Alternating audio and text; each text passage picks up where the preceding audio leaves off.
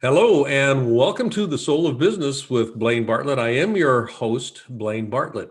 The soul of business, what is that? Well, the soul of business, the soul of anything is that spark, that element, that kernel that gives life to anything that we encounter in the universe, actually. I mean, I'll be very broad with that.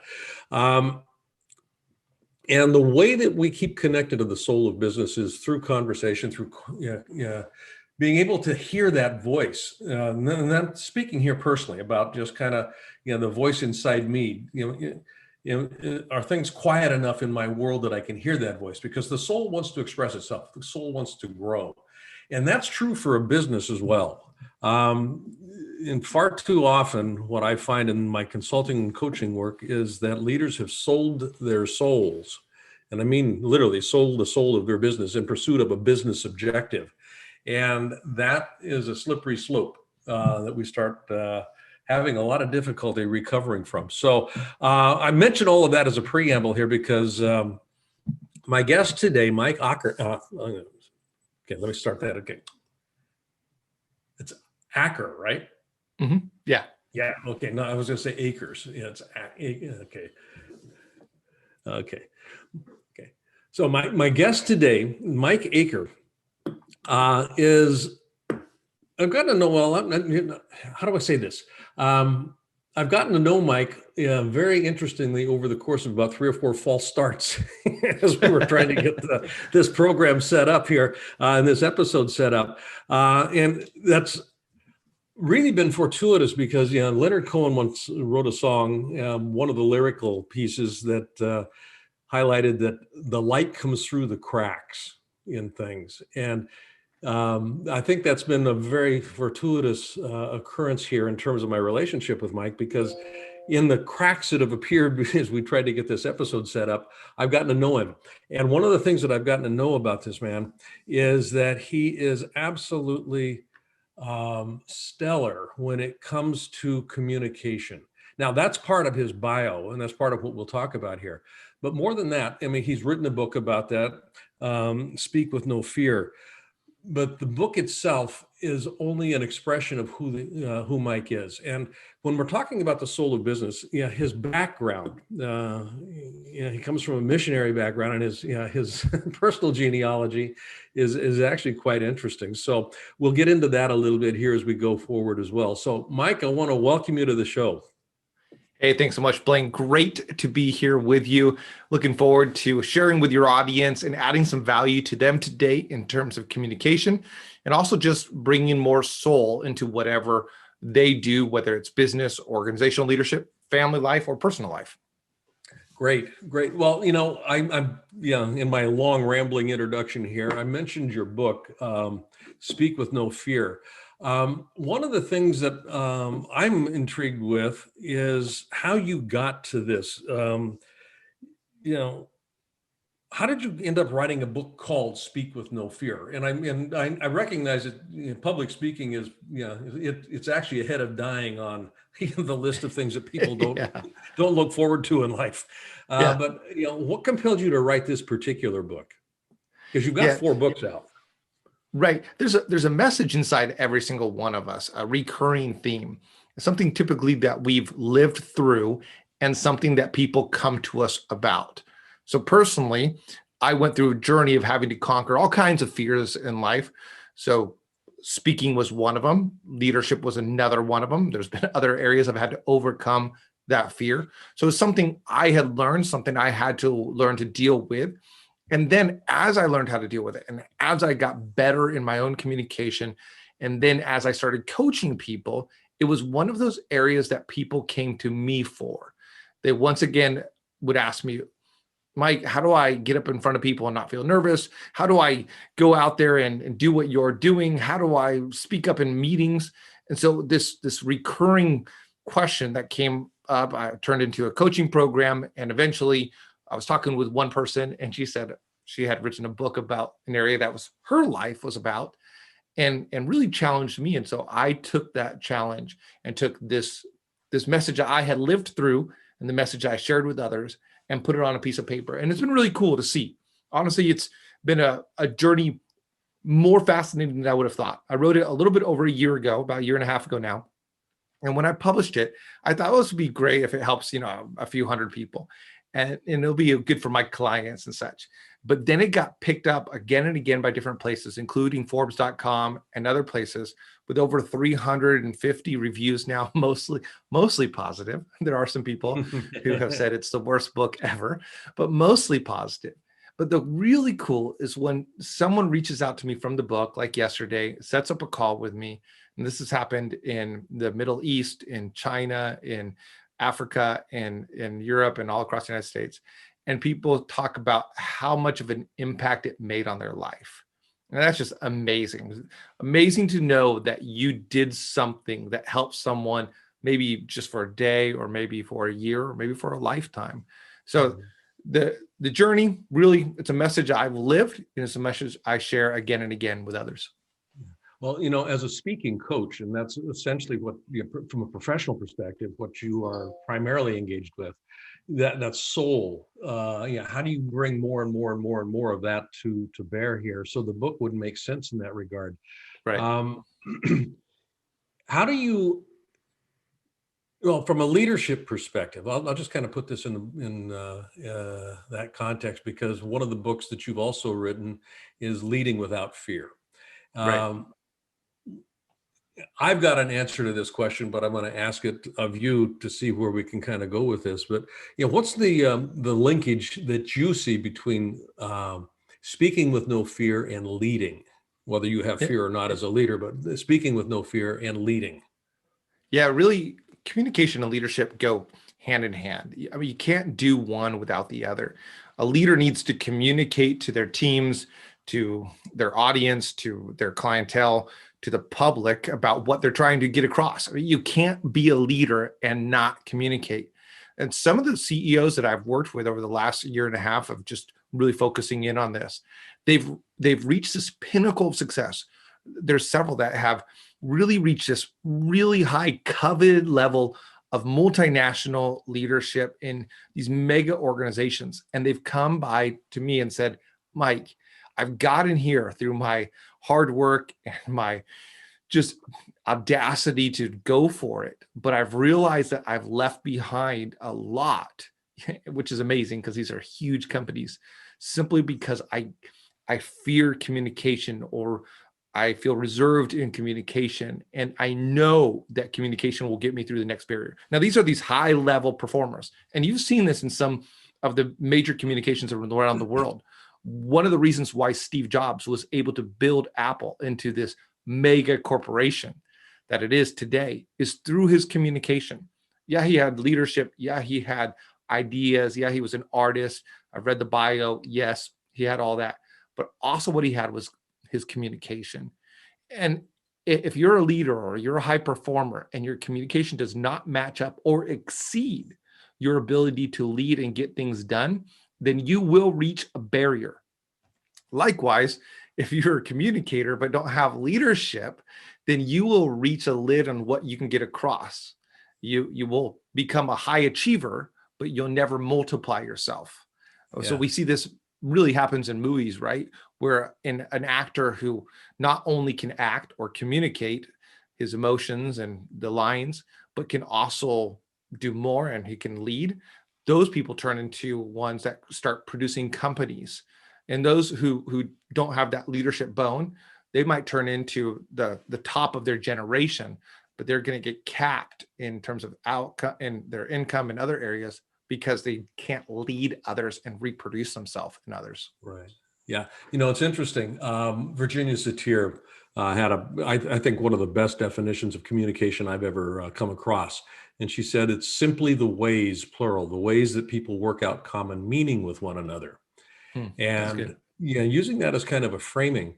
I'll ask this in work that I do with clients around the world. What do they think is the purpose of communication? And they give me all kinds of answers. Connect with people, solve problems. I mean, you just fill in the blank.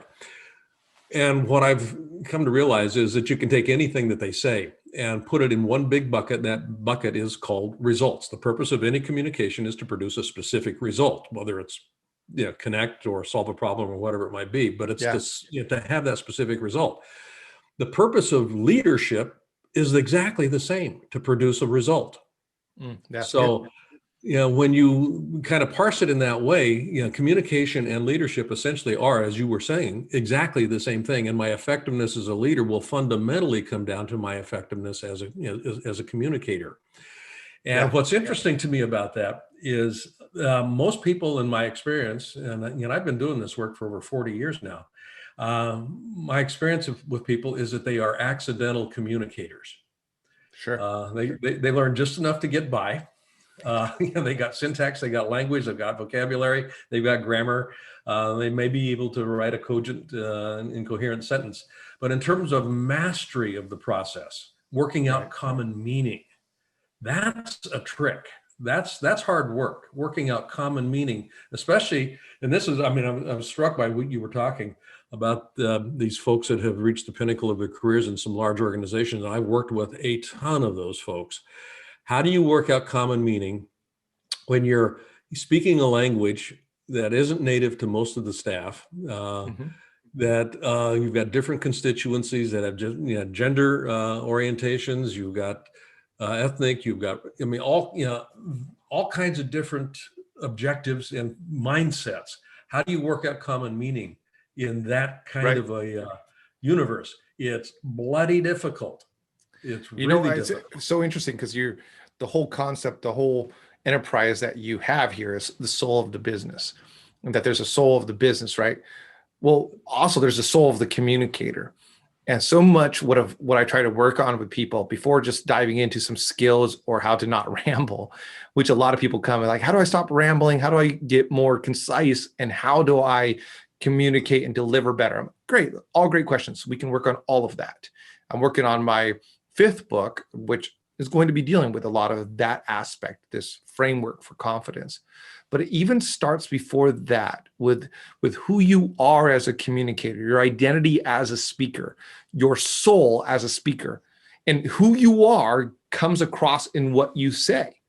And so much of just how to connect with everybody is being attuned with yourself. And so often we try to do different tips and tricks and techniques and say these one line in the hope that those external elements will connect with the audience. But first, if you really want to connect with the audience, connect with yourself, because when you speak, your soul comes through your words. You can't separate the message from the messenger. In fact, you as a speaker are the message. And so knowing who you are then helps people know who you are. The best way for you to connect with the type of audience that you're talking about, multinational, multi-ethnic, multi-gender, multi-background, multi-everything, the best way is not to become multi, but to actually really know who you are and be so comfortable with yourself that people can connect with you. Bingo. And that's what it's about, is connection. Yes, an old boss of mine, and this goes back a long time, said something to me at one point in time that I've never forgotten. Who you are speaks so loudly, I can't hear a word you're saying. Yeah. And that has always stayed with me. Who you are speaks so loudly, I can't hear a word you're saying. So if there's incongruence, that's going to show up very dramatically. And if there's congruence, if there's alignment between who I am and what I'm speaking, and it's not necessarily about the words. Words are just symbols. This is not new news to anybody, but the symbols are imbued with meaning. They hold meaning. And we will rely on words oftentimes and forget that there's a whole other body. The leader is the symbol of what it is that he or she wants to have happen out there. And if they're not paying attention to the symbolic structure, they're a field of energy. What, before I open my mouth, what's being spoken? Before I open my mouth, what are people getting into? And I want to come back. We're going to take a real quick break here. When we come back, I want to spend a little bit of time talking with you about your journey to where you are and how you got to this idea that, communication is the, and I'm not talking about speaking, I'm talking about communicating, is the secret sauce to success. So we'll be right back. I want to thank you for listening. I want to also invite you right now to go to blainebartlett.com. And on that site, which is my personal website, you'll see services up on the top menu. I'd like you to click on Leadership Mastermind. Now, why I want you to do that is we have structured a mastermind program that is very unusual and it is very powerful. And by going onto that site and clicking that link, you'll be taken to a landing page that is an invitation to join this mastermind. It's a 52-week long exploration of what it takes to be a highly effective leader in today's fast-changing environment. You won't regret it. And if you've been liking what you've been listening to on these Soul of Business podcasts, how does one become a leader that can keep connection to the soul of business? That's what we look at. That's what we're about in this mastermind program. So again, go to blainebartlett.com and click on the services link. And there you'll find the link to the Leadership Mastermind program. Look forward to seeing you there. Thanks for listening to this little commercial. And now back to our show. Welcome back. This is Blaine Bartlett. You're listening to The Soul of Business with Blaine Bartlett. My guest today, Mike Acker.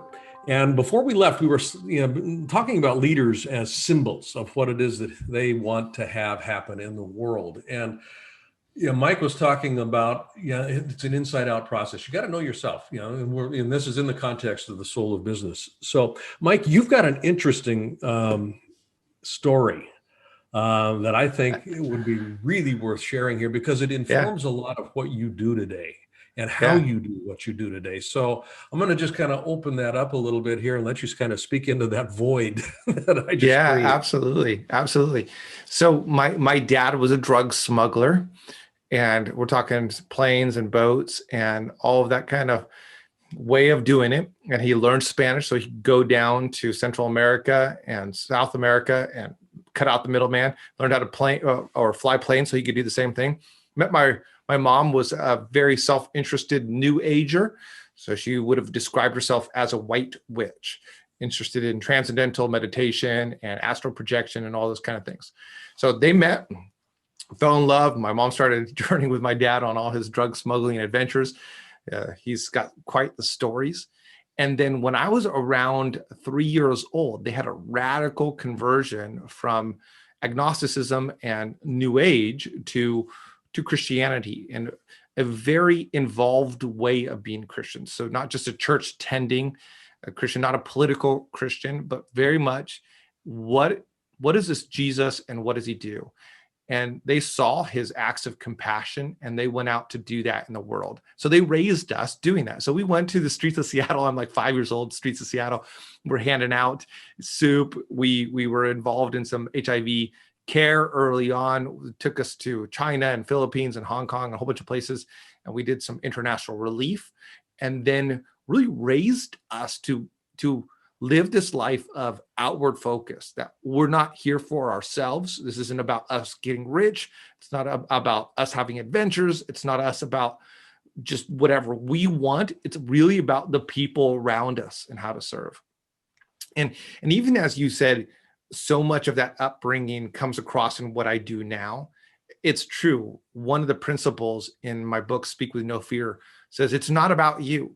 So often, even as communicators, we get up on stage and we're thinking, what are people thinking about? What are people thinking about me? Who am I? Will they like me? Do they think what I'm saying is good? Are they criticizing me? Do they want to know more about me? And the focus so often when we get up in front of people is me, me, me. And this happens as leaders.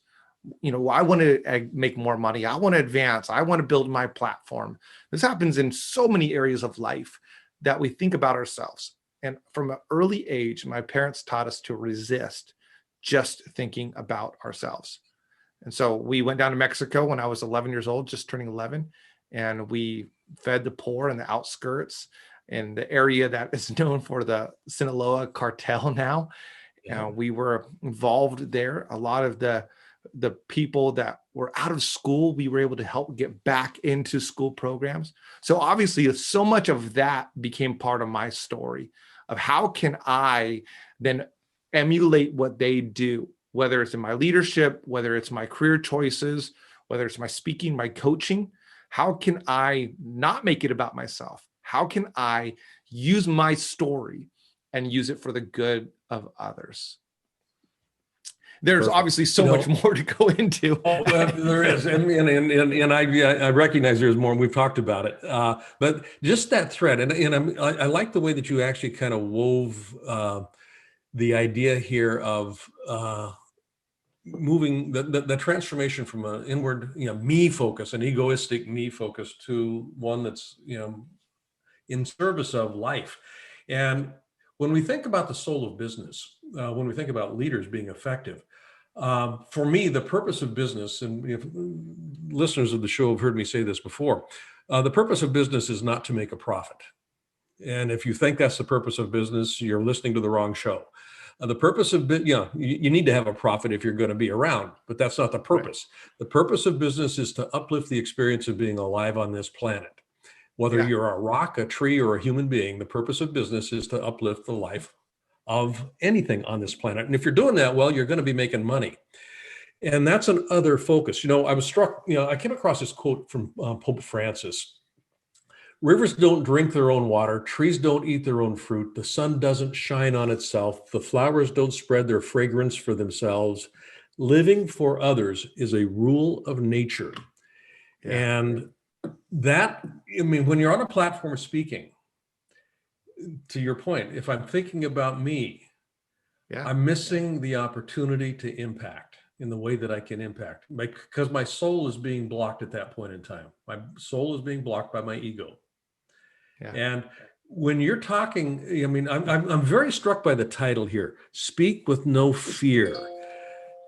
How do you get people to move away from a natural predisposition of being judged, which is fear-inducing? Mm-hmm. Yeah. There's so many ways. One is just even to really think through the audience that you're speaking to and really get to become empathetic towards them. I know that sometimes in corporate world, this becomes a little bit more difficult because you're thinking, and I lived in the corporate world, I was doing that. But so much of your job directly influences their quality of life.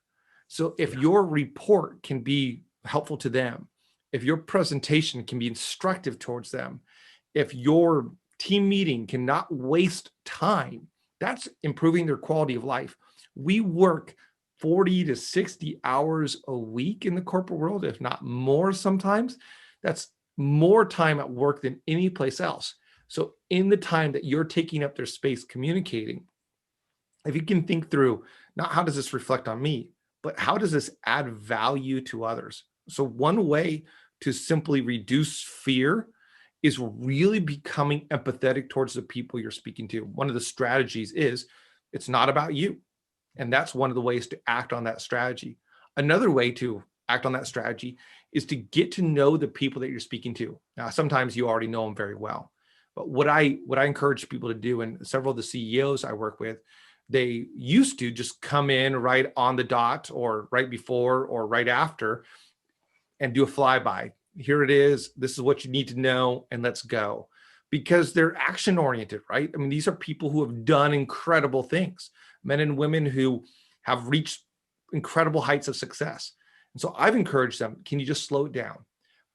Get there early, shake some hands, talk to some people, realize that there's a story behind the numbers.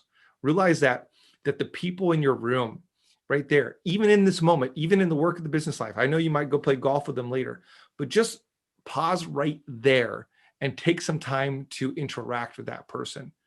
And so what I love to do when I'm doing speaking engagements is I love it, and it doesn't always work, but I love to just meet 4 to 5 people and interact with them and get to know who they are. And so that I get to speak to those people instead of just making it about me and seeing what they're going to be thinking about me. I love that. You're speaking about, the French word rapport, literally means connection. Yeah. And that's essentially what you're doing when you can't communicate unless you've connected. I Right. mean, you can make noise, Yeah. but Yeah. if you're looking to work out common meaning, and I like the way that you talk about is this adding value? Um, Purpose of communication, any communication, is to produce a result. So Right. before I open my mouth, if I can just pause and reflect, I'm about to say something for the sake of what? Hmm. Okay. Right. And that, I mean, just that little check, for the sake of what, is one way that I have found that actually allows me to, check in. Yeah. Who's speaking here, and what's the what's the kernel of truth that I want to have imparted, and how do I Right. go, then how do I go about doing that more elegantly? Right. I wrote a follow-up book to Speak with No Fear, and I called it Right to Speak. And it was about how to create presentations in a simple, repeatable pattern. And it starts out with actually 4 questions. Well, it's actually 3 questions repeated for a total of 4 times. Why am I saying this? Is there a reason for this? Because sometimes we don't have a why. The why is because it's on my calendar. And that's not a great Mhm. one. Even coming No, it's into not. this meeting right here, I had a why. Why do I want to meet with Blaine? I know there's people that are part of this audience that he's connected with, and I could put a different spin on some of that to increase their soulful business. And so I thought through that why. And often our whys are tied to production, doing something or getting something done. And that's not awful, but it's not very convincing. If you're a politician or you're a clergy, you're thinking through something that's deeper. You're thinking through the soul of the nation, or you're thinking through the soul of people. And so you're very convinced that your message is important. And what if in corporate America, corporate world, we started thinking through, I got a why that this is important. My team needs to know this because, and they got a bigger why. Also, if the why wasn't very good, I think we'd have less meetings.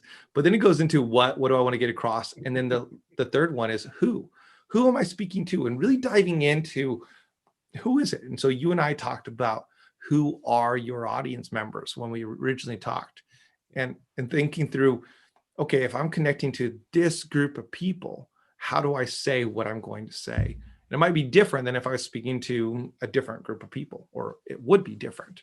And so Yeah. thinking through your audience first, who are they? What are their hopes and aspirations and dreams? And even to the point where you name them and come up with avatars of who your audience is. Yeah. You personalize it at that point in time. And this is part of the mastery process, masterful communication. Again, I kind of go back to the point I made earlier that most people are accidental in the way that they approach communication. They've Right. done just enough to get by, and they can get by in social situations. But the kind of work that we're doing, the kind of work that leaders do, requires a very dedicated approach. If you want to be an effective leader, you have to, literally, you have to be a masterful communicator. Now, you're not going to get it right all the time. That's obvious. But uh, being willing to step back a little bit, and as Mike is saying here, just kind of begin to parse the audience. What message is going to land most effectively? Where are we going to, what do we need to do? How do we need to position this? That's how we keep ourselves connected to the soul of anything, is when we are actually paying attention to the connections and the Right. quality of those connections. So, Mike, where can people find out about what you're up to, and where can they get more information about, how to do this more effectively? Yeah, I would love that. So if you type in Mike Acker, Acker, it will take you right to Google or Amazon, and you'll see my books, and you'll see me at the top of the page. So I lead 2 companies, but the one that we're really focusing on here is leadership and communication. And we do coaching programs, and I do coaching and leadership workshops, all with that goal of helping people realize the potential. And I really believe that. I really believe that there's so much potential in all of us, and improving our leadership and improving our communication not only helps us realize our potential, but it makes us better.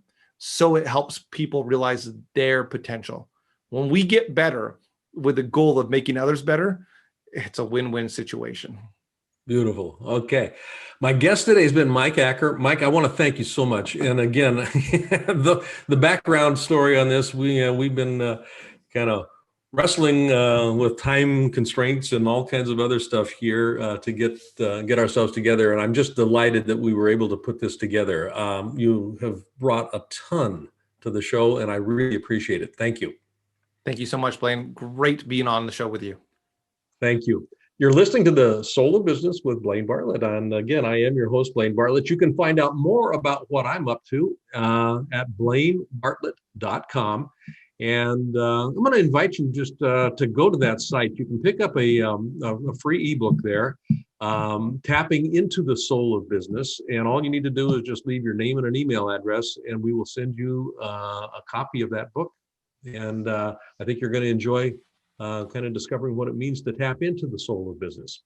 And until next time, have a good week, and we'll look forward to having you back on the next episode.